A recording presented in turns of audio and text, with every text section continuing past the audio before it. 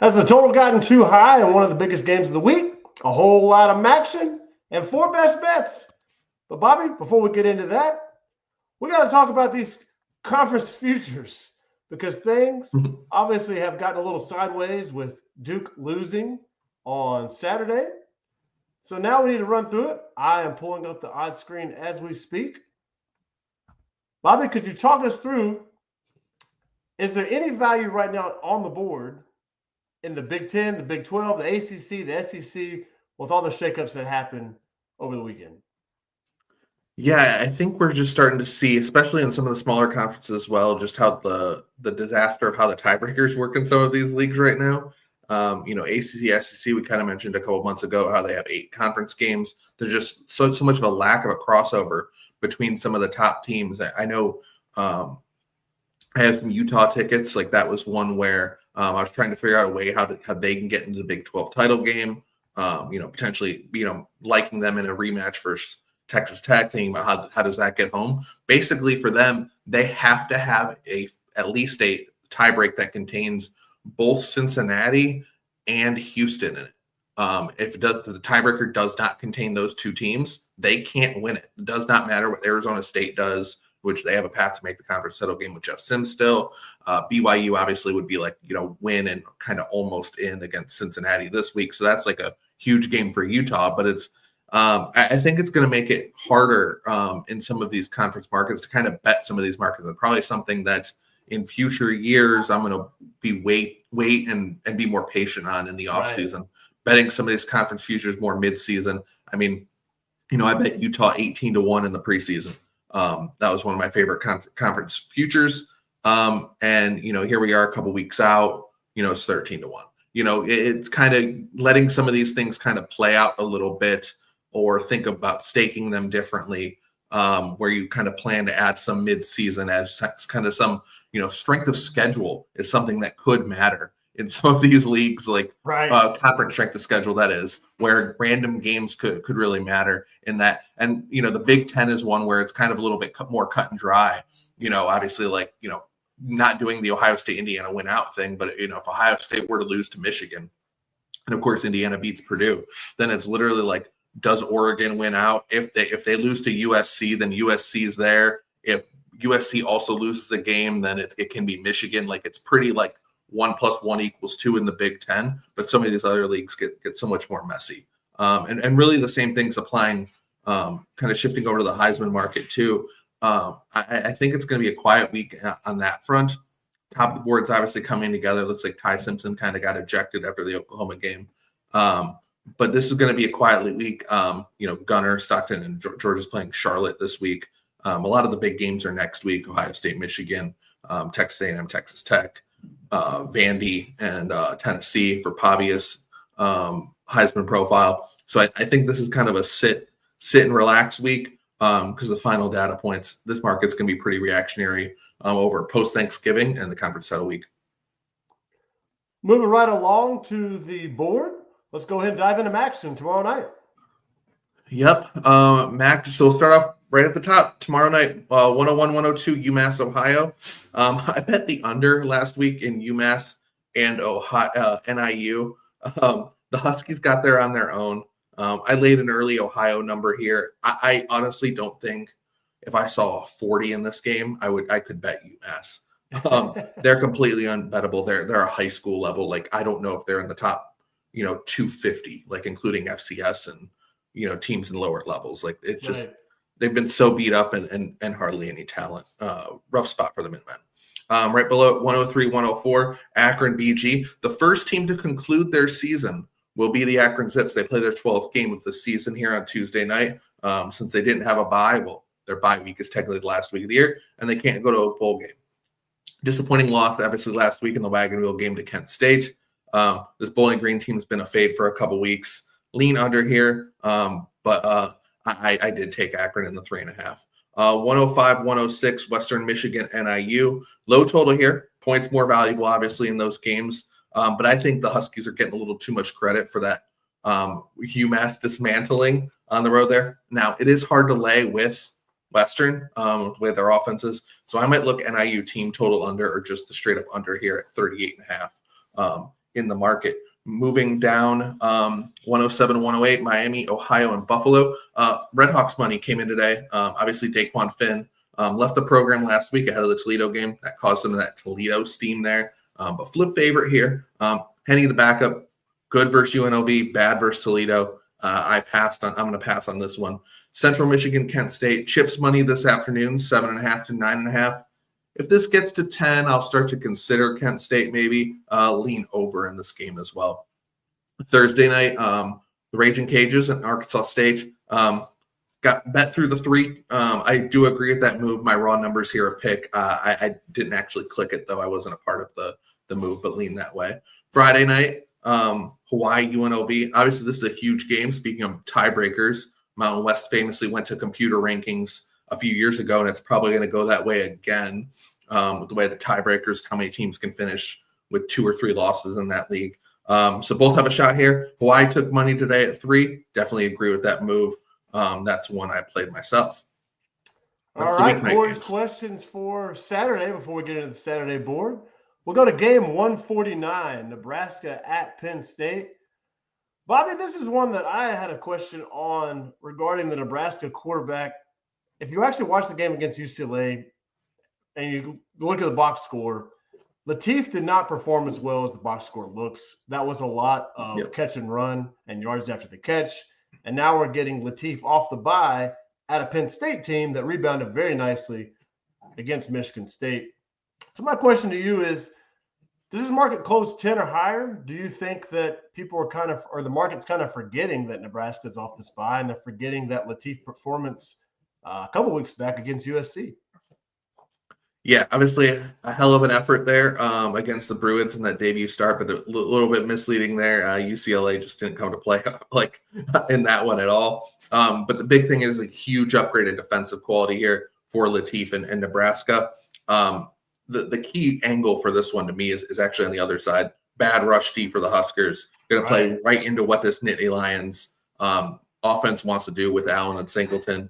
I could only lay it here with that. So it's still hard to lay this big of a number with a backup with Penn State, but they're the clear more talented team. This is one where I actually think it's either Penn State, but I think what I actually might play is the Nebraska team total under later in the week when that becomes more widely available. Game number 171, Cal at Stanford. This is where we like the quarterback Elijah Brown at Stanford. He was the backup that started the game against North Carolina. He rallied in the second half, had a nice backdoor cover. Now Stanford's off the bye. This game opened up some places 4.5. We've seen that move all the way down to 3 now. I like Stanford here, and I want to get your thoughts on the Cardinal as a home dog. I agree with the move from the early number. I thought 4.5 was good. Obviously, we're down to 3 now. My number in the game was quite literally 2.99 is where I get it. So it kind of feels like a lay 2.5, take 3.5. I can't argue with it either way. In this one, I know this is a big game for me with some Cal under 6.5, really good number. Regular season win total, take it with Cal going to SMU next week. I do subjectively kind of lean Stanford in this one, but at the number, I'm not going to be playing this one. Game number 181, one of the biggest games of the weekend, USC at Oregon. This game has moved from 7.5 to 9.5, but my question for you is on the total. This is one we touched on Twitter, on our Twitter page, where the look ahead was 56.5. This game opened 56.5. Both of these teams have played Iowa, which obviously suppressed their scoring. And now that total has gotten as high as 60 in some places. So, question for you, how high is too high, and where do you think this total closes? I think the total needs to start with a 6. And this one, I didn't think 56.5 was a good number there. Ducks offense obviously came out of a shell against an overmatched Gophers team, jumped out early there. Still think the totals here are a little bit suppressed based on the couple rain games, some of the injuries the Ducks have had in that one, but also USC in the rain against Iowa, an odd performance at Nebraska a couple weeks ago. We'll mention this in a game, later, but the travel woes for USC. This is the same time zone travel. I'm not as concerned about the Trojans on the road here. I do think anything under 60 here is a go on the over. Final question for me, game number 203, Michigan State at Iowa. This is awfully strange territory for the Hawkeyes as they're laying 17 points against Michigan State. This seems to be like a big quit factor for Michigan State. Obviously, they did not play well last week against Penn State. But, Bobby, I see 17. It's a big, big number. I don't want to take it with Michigan State, but it just seems really odd for Iowa to be laying this many points in any football contest, given that offense. Especially a conference game. You're used to seeing Iowa as a big favorite in those games and, against the Utah States, Western Michigans of the world, in non-conference play. And you're still like, I don't know if I want to do it. But power ratings wise, I think it's fine. But I also think this Iowa team is actually pretty good. Offense is certainly improving as we've gotten later in the season. And the issue here is how turnover prone Michigan State is. So while instinctively, I agree that this and this one, sorry, some played in the background there. So instinctively, while I think this is a bit high on this one, it's going to come down to a backdoor, or if Iowa scores in a second phase, whether that's defense or special teams in this one, which I think is very likely based on how turnover prone, especially Michigan State quarterbacks have been. Right on. So going through to Saturday, we'll start back at the top, 123, 124, Tulane and Temple. Subjectively, I kind of like Temple here, even though my number isn't quite there. Green Wave lost the success rate battle against FAU last week. Retzlaff appeared on the injury report late. Going to keep monitoring this one, but this is a Temple team that we've liked a few times this year.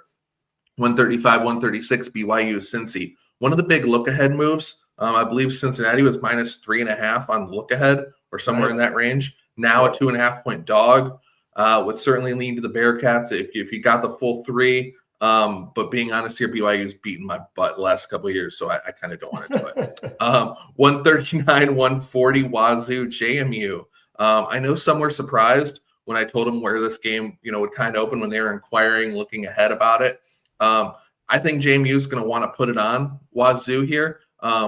As now with the USF loss, North Texas is in prime position in the American to kind of earn that bid. That's the team that's kind of gotten the most credit there. But if you remember early in the season, Wazoo also went to North Texas.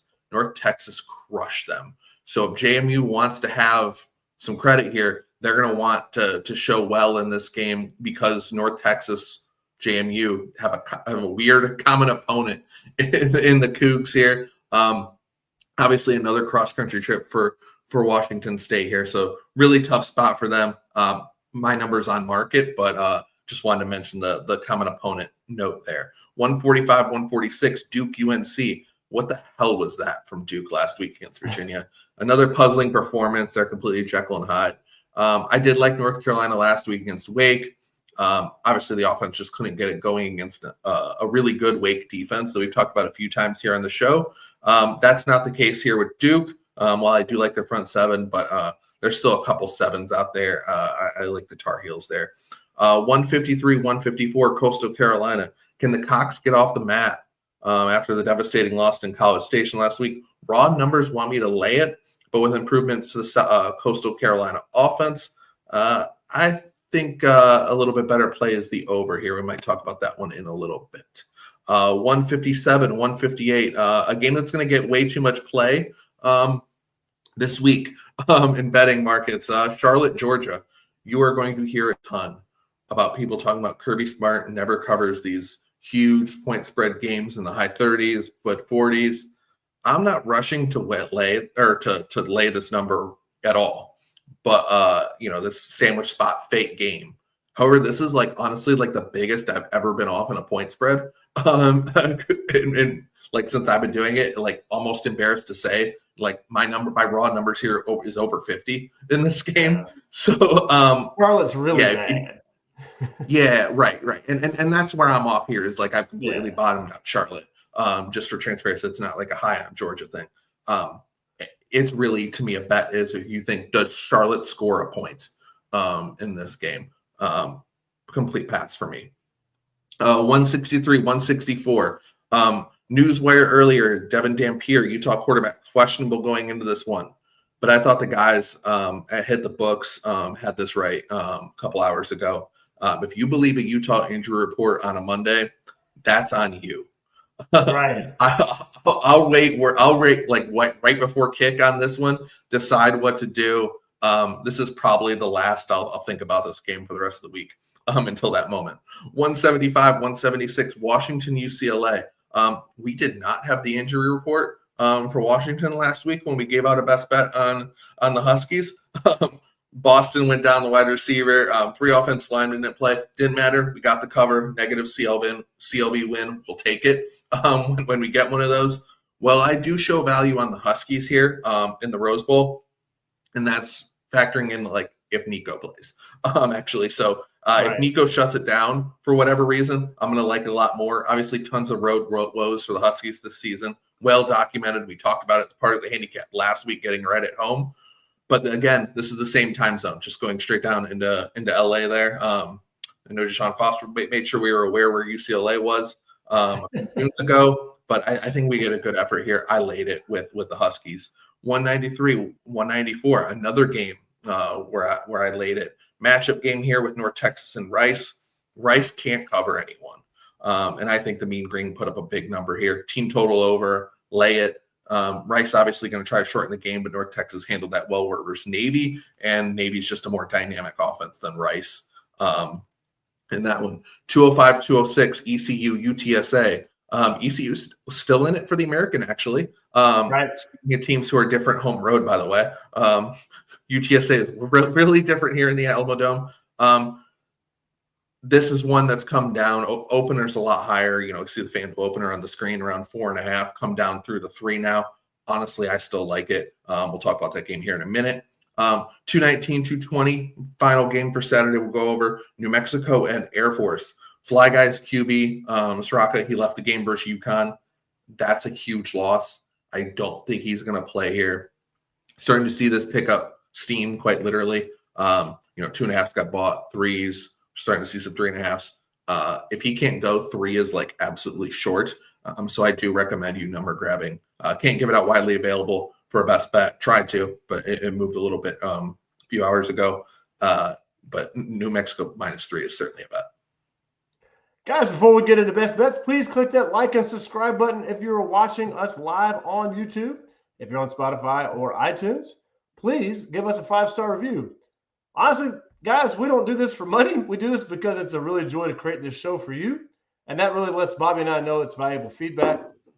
And we greatly appreciate you guys tuning in each and every week. So, Bobby, let's kick it off with best bets. Last week, we went 3-0. So we're going to keep this thing rolling with Hawaii +3. The Rainbow Warriors traveling to UNLV. I think Brad Powers today called it the 9th island. So expecting a 50-50 crowd for this game. So, could you tell us a little bit about why we like Hawaii +3 at the Running Rebels?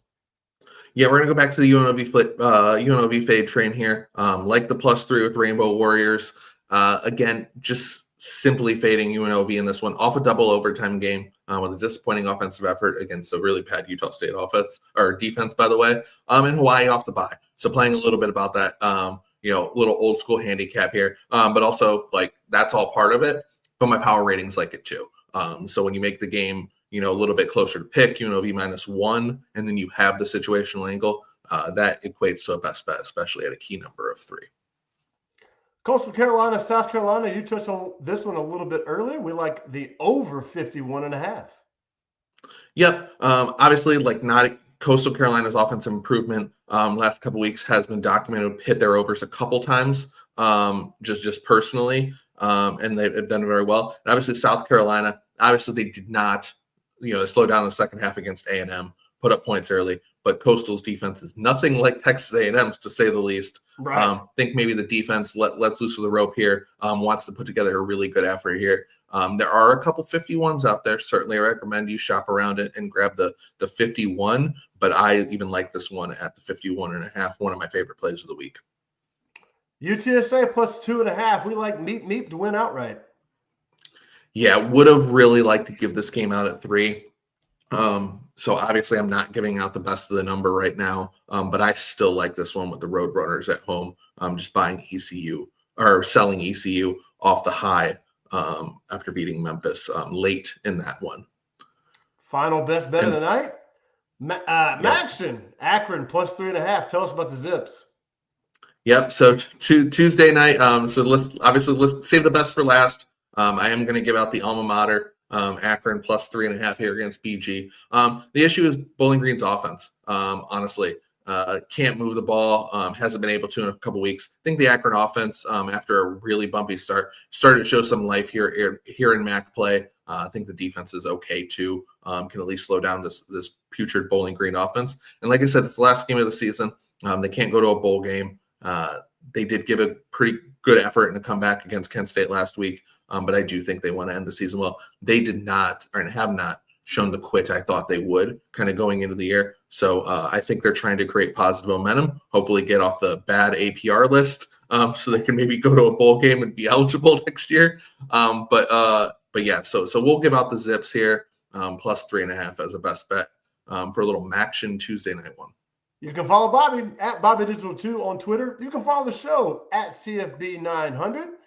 Bobby and I will be back here Wednesday night breaking down all the biggest games for this Saturday's action, as well as have a couple more best bets and touch on the market movement. Until then, enjoy the MACtion. We'll see you back here on Wednesday. Adios.